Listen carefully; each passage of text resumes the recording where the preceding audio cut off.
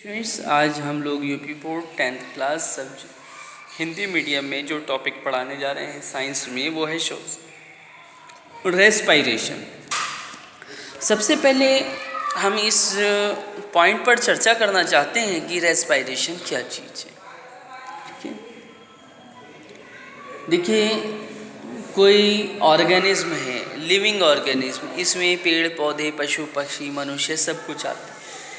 ठीक है, लेकिन अगर हम मनुष्य की बात करें अलग और पेड़ पौधे की बात करें अलग, तो देखिए दो कंसेप्ट होते हैं। पहले हम मनुष्य की बात करते हैं। ओके, मनुष्य में क्या है, जिस तरीके से हम लोग सांस अंदर को लेते हैं, तो ये बात वेल नोन है कि अंदर जो गैस जाती है उसमें से हमारे जो लंग्स होते हैं, फेफड़े होते हैं, वो ऑक्सीजन गैस को एब्जॉर्ब कर लेते हैं। ठीक, ऑक्सीजन गैस को एब्जॉर्ब करने के बाद ब्लड में मिक्स करने के बाद उसे हार्ट में सप्लाई पहुंचा देते हैं, और हार्ट जो है उसे बॉडी के पूरे पार्ट्स में भेज देता है, पूरी बॉडी में भेज देता है। ऐसे ब्लड को ऑक्सीजनेटेड ब्लड कहते हैं। ब्लड जो है वो ऑर्गन्स तक पहुंच जाता है, सेल्स तक पहुंच जाता है, वहाँ से फिर वो वापस आता है। ऑर्गन्स, सेल्स जो हैं, ये बॉडी पार्ट्स जो हैं, क्या करते हैं, ब्लड के अंदर से ऑक्सीजन गैस को एब्जॉर्ब कर लेते हैं और कार्बन डाइऑक्साइड उसमें मिक्स कर देते हैं। अब ये जो ब्लड वापस आ रहा है, ये डीऑक्सीजनेटेड ब्लड है, कार्बन डाइऑक्साइड ब्लड है। ये लंग्स में आता है। लंग्स इसके अंदर से कार्बन डाइऑक्साइड को निकाल करके नासल पाथ द्वारा, नाक के द्वारा शरीर से बाहर भेज देते हैं, शरीर से बाहर भेज देते हैं। और जिस ब्लड के अंदर से कार्बन डाइऑक्साइड निकाली है, एब्जॉर्ब की है, उसके अंदर ऑक्सीजन गैस को मिक्स कर देते हैं। ऑक्सीजन गैस वाला ब्लड फिर से हार्ट के अंदर चला जाता है और हार्ट उसे डिफरेंट बॉडी ऑर्गन्स को और बॉडी पार्ट्स को सप्लाई दे देता है। इस प्रकार ये जो चक्र पूरा हुआ,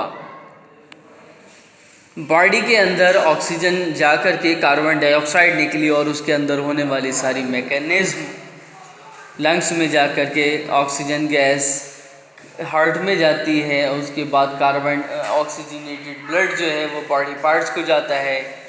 बॉडी पार्ट्स ब्लड के अंदर से ऑक्सीजन गैस को निकाल लेते हैं, उसमें कार्बन डाइऑक्साइड गैस मिला देते हैं। वो कार्बन डाइऑक्साइडनेटेड ब्लड जो है वो लंग्स के अंदर आता है। लंग्स उसके अंदर से कार्बन डाइऑक्साइड को निकाल करके ऑक्सीजन मिला देते हैं। ये जो पूरा सिस्टम है ये कहलाया रेस्पायरेशन, श्वसन। ठीक, अब इसको पढ़ लेते हैं। ठीक, अब क्लियर हो गया, अब इसे पढ़ लेते हैं।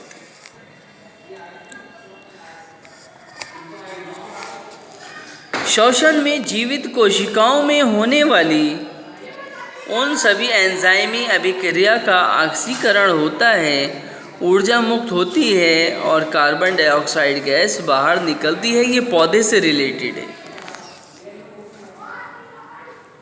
पशु पक्षी और मनुष्य जो है ये ऑक्सीजन गैस एब्जॉर्ब करते हैं, कार्बन डाइऑक्साइड गैस रिलीज करते हैं, जबकि पौधों में इसका उल्टा होता है।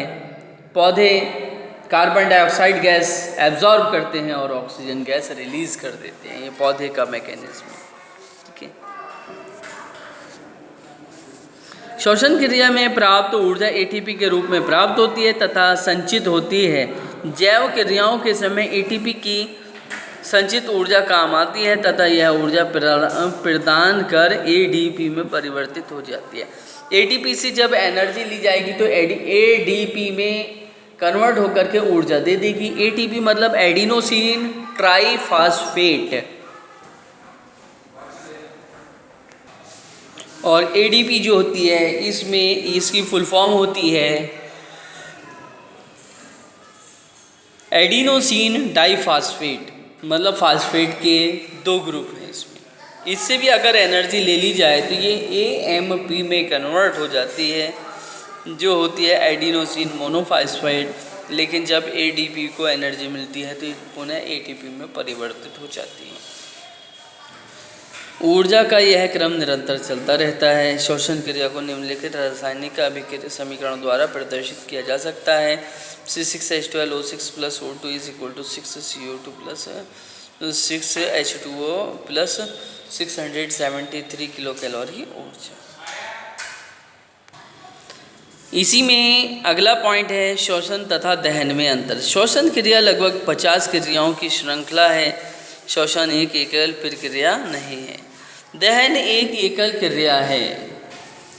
यह एक ऑक्सीकरण क्रिया है जिसमें ऊर्जा धीरे धीरे मुक्त होती है। ये इस अभिक्रिया में ऊर्जा शीघ्रता से मुक्त होती है। थर्ड, इसमें धुआं उत्पन्न नहीं होता। इस क्रिया में धुआं उत्पन्न होता है। अब इसी के प्रकार हैं श्वसन के प्रकार। सरल कार्बनिक पदार्थों के ऑक्सीकरण द्वारा ऊर्जा मुक्त होने की क्रिया क्या कहलाती है? श्वसन क्रिया कहलाती है। यह श्वसन क्रिया 2 प्रकार की होती है। वायवीय श्वसन, aerobic respiration.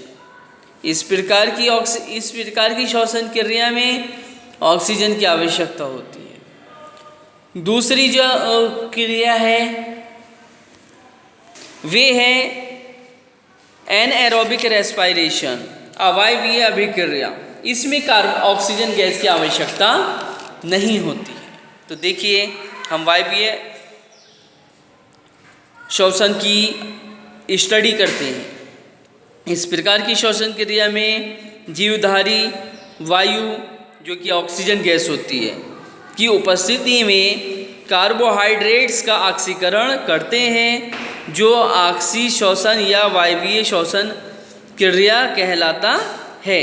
Okay, C6H12O6 plus 6O2 is equal to 6CO2 plus 6H2O plus 673 kilo calorie ऊर्जा। अब हम इसका सेकंड टाइप पढ़ेंगे, अवायवीय श्वसन, एनएरोबिक रेस्पिरेशन। एनएरोबिक रेस्पिरेशन में और एरोबिक रेस्पिरेशन में इतना फ़र्क है कि एरोबिक रेस्पिरेशन में ऑक्सीजन की आवश्यकता होती है।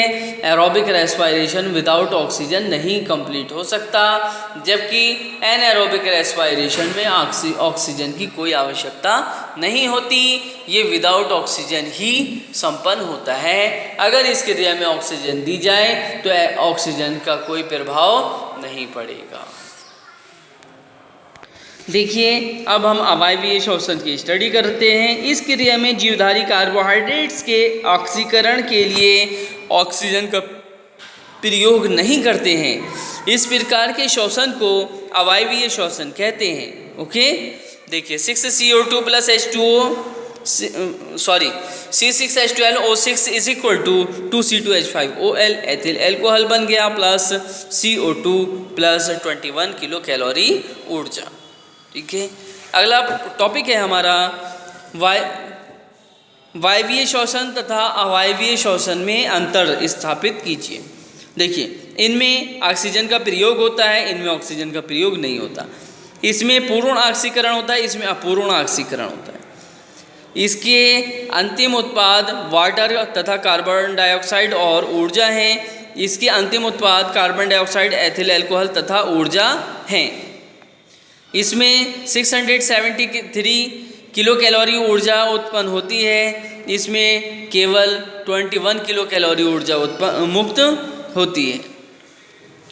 अधिक मात्रा में कार्बन डाइऑक्साइड गैस बाहर निकलती है, कम मात्रा में कार्बन डाइऑक्साइड गैस बाहर निकलती है। यह क्रिया साइटोप्लाज्म तथा माइटोकॉन्ड्रिया में होती है। यह क्रिया कोशिका द्रव्य में पूर्ण होती है।